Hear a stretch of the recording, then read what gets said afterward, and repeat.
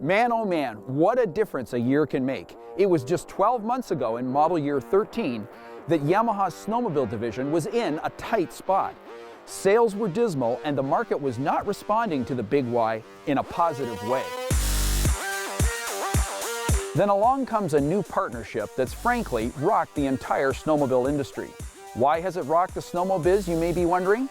It's not so much Yamaha has partnered with Arctic Cat to build snowmobiles, it's more that the product, the fruit of this landmark move, is not just okay, it's really good.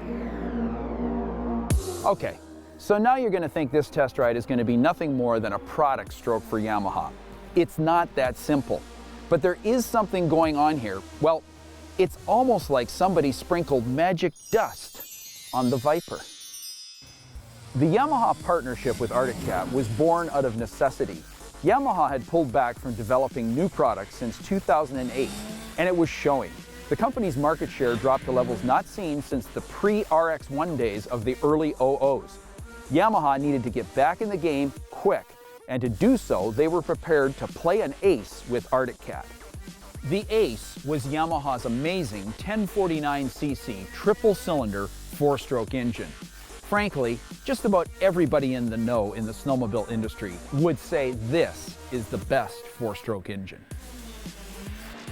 When Yamaha and Arctic Cat carved out their cooperative chassis and engine sharing deal, Arctic Cat was likely drooling at the opportunity to shoehorn the Yamaha 1049 into their four-stroke ready and highly effective Pro Cross chassis and put Arctic Cat badges on it. Likewise, when Yamaha discovered Arctic Cat's willingness to share their successful Pro Cross chassis, they too got a sweet deal.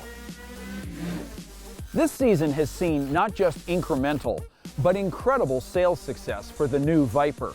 In fact, we are told that market share increases have been substantial industry-wide for Yamaha.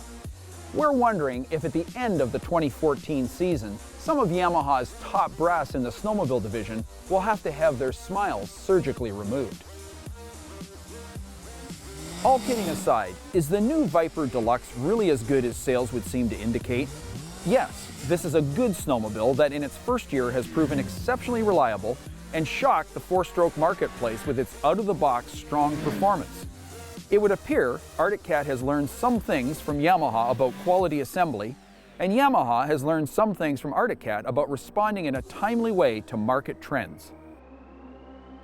The Viper Deluxe might be our fave Viper in either 129 or 137 LTX versions.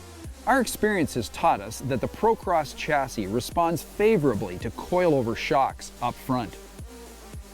As well, the calibration Yamaha has chosen for the rear skid shocks is a little stiff to take full advantage of the slide action front arm and the coupled rear drop link.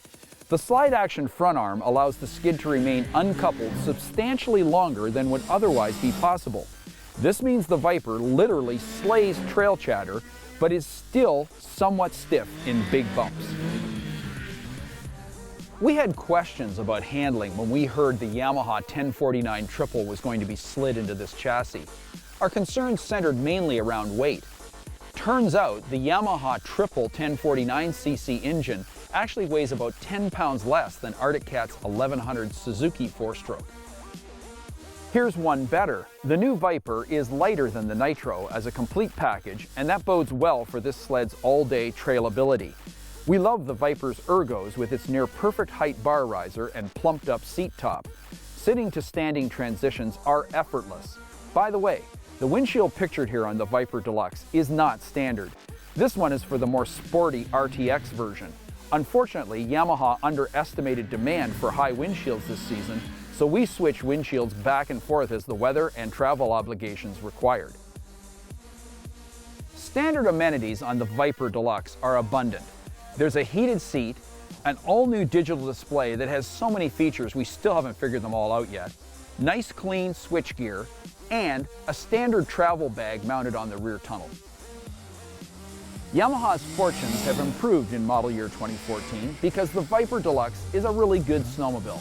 As four-strokes go, our friends at Supertrax magazine picked this sled as the runner-up for best-in-class four-stroke sled in its first year, beaten only by, you guessed it, the Arctic Cat ZR 7000. When the dust settles on model year 2014, there is one thing you're going to be able to count on.